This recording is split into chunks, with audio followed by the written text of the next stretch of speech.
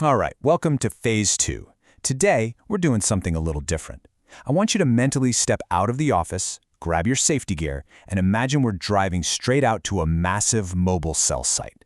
In this explainer, we are diving headfirst into the high-stakes world of Phase 2 RAN Field Troubleshooting. The Radio Access Network, or RAN, is exactly what connects our mobile phones to the rest of the world. And keeping it running? Well, it's an incredibly demanding boots-on-the-ground job. So let's dive right in and look at exactly what keeps our cities connected. The RAN is the physical frontier of our mobile infrastructure. I absolutely love this quote because it just perfectly captures the immense physical reality of this job. We aren't just sitting back typing code on a keyboard today. We're dealing with heavy steel, extreme weather elements, and seriously complex hardware. You know, when a cell tower goes down, it's not just some minor glitch. Hundreds, sometimes thousands of calls drop instantly. Emergency services lose their communications. The stakes are incredibly high, and it's out there on that physical frontier where you actually have to solve the problem. So consider this your mission briefing for today. We're going to start with a welcome to the RAN, look at the dreaded VSWR alarm, and figure out fixing VSWR hardware issues.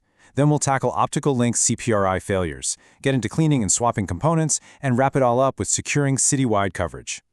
Section 1, welcome to the RAN, the heart of fieldwork. Moving to Section 2, the dreaded VSWR alarm, the threat of reflected power. Okay, picture this. You've got a critical red alarm blinking on your dashboard. That is usually VSWR, which stands for Voltage Standing Wave Ratio. As a field technician, your daily mission revolves around decoding these really cryptic tower alarms and translating them into rapid physical hardware fixes. In the simplest terms, radio power generated at the base of the tower is supposed to shoot up the cables and broadcast outward, but under a VSWR condition, it hits a physical barrier and reflects back. Actually, think of it like throwing a really heavy ball against a brick wall. It bounces right back at you with immense force. In a cell tower, this reflected electrical power can literally fry and burn out our incredibly expensive radio units. So what exactly creates this invisible brick wall? Well, we're usually talking about bent coaxial jumper cables, physical connectors that have just vibrated loose over time, or, and this is the absolute worst offender, water leaking inside the cable insulation. Heavy rain is a massive, massive threat to our unprotected cables. If water gets into that coaxial line, it acts exactly like a mirror for radio frequencies. It reflects all that intense power right back to the source, and boom, it triggers that blinking red alarm. Section 3, fixing VSWR hardware issues, the tower climb. All right, it's time to grab your safety harness, secure your carabiners, and prepare for the climb. We are going straight to the source of the trouble. Step 1 is a really thorough visual inspection. You're looking super closely at those cables for any sharp bends or obvious damage. Once you find the culprit, Step 2 is moisture clearance. You completely disconnect the joint, inspect the inside for even tiny droplets of water, and you dry it entirely using a specialized electrical contact cleaner spray. Finally, Step 3. You reconnect it and apply a thick, heavy-duty weatherproofing tape wrap. You are essentially hermetically sealing that connector so no future rainstorm can ever breach it again. Then, after that long climb back down, you plug your laptop right back into the ground cabinet. You kind of hold your breath, verify the logs, and there it is. The reflection metric drops to absolute zero. That red alarm clears, the site is healthy again. And let me tell you, as an engineer, there are very few things more satisfying than seeing that system return to full health purely because of your physical handiwork. Section 4. Optical link CPRI failure, the invisible break. Now, if VSWR was all about brute electrical power, our second major villain is what I call the invisible break. The CPRI interface is the high-speed fiber optic link, connecting the processing equipment down on the ground to the actual radio antennas way up at the top of the tower. Think of it as the spinal cord of the entire cell site.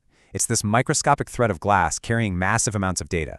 And if this delicate optical link drops, the tower is completely paralyzed. It loses its data connection entirely, and the whole site goes dark for the users. The physical contrast here is just incredible. Down on the ground, you have the BBU, or baseband unit. This is a massive, heavy, humming metal cabinet that's processing all the complex network data.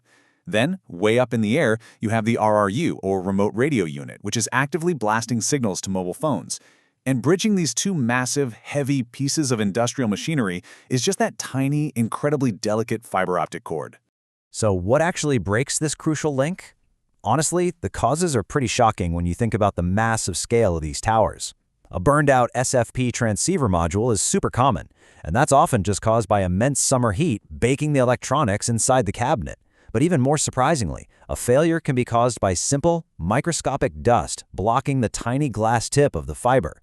I mean, it is wild to think that a massive steel telecommunications tower serving thousands of people can literally be crippled by a single speck of dust. Moving to Section 5, Cleaning and Swapping Components, Ground-Level Precision. Okay, so fixing this optical issue is all about precision. It's like performing delicate surgery inside the BBU shelf, right there on the ground. First, you pop open the cabinet and inspect the BBU status LEDs to isolate exactly which port is dead. Next, you physically pull out the metallic SFP module. It kind of looks like a small metal thumb drive, and you swap it with a fresh one. Now, if that doesn't clear the alarm, you disconnect the fiber optic patch cord itself. You take a specialized optical fiber cleaning pen, which is this highly precise little tool, and you gently click it against the glass tip to perfectly wipe away any microscopic dust particles. Once everything is clean, you plug that freshly cleaned fiber right back into the new module, and you wait. You are looking for one highly specific, immensely satisfying visual cue here, the solid green LED. When that dead port light snaps from red to a solid, steady green, you have successfully proven that the massive ground unit and the radio unit hundreds of feet in the air are talking to each other again. The data is officially flowing. Finally, Section 6, Securing Citywide Coverage. Field Survival Rules. Mastering the RAN really takes a unique mix of physical courage to climb that steel in the whipping wind, paired with the super precise technical accuracy to clean a microscopic piece of glass. That combination is exactly what keeps an entire city connected. So before we wrap up, I want you to memorize these field survival rules. First, never ever skimp on weatherproofing tape after antenna maintenance. Water will always find a way in if you let it. Second, remember that dust is the hidden enemy of optical fiber. You've got to treat those connections like you're in a clean room. And third, always check the cabinet cooling fans to prevent the summer heat from frying your delicate SFP modules. Trust me, these tactile solutions will save you countless headaches in the field. Okay, so you've braved the climb, you've sealed out the water, and you've cleaned the fiber.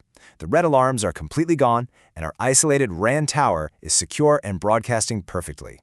But here is the big question I want to leave you with. How does this solitary tower actually talk to the rest of the world? I mean, how does a call jump from this antenna to a server halfway across the globe? Well, that massive data journey requires specialized transport network bridges, and that is exactly what we are going to be decoding in Phase 3. Until then, keep questioning how things work, and I'll see you in the next explainer.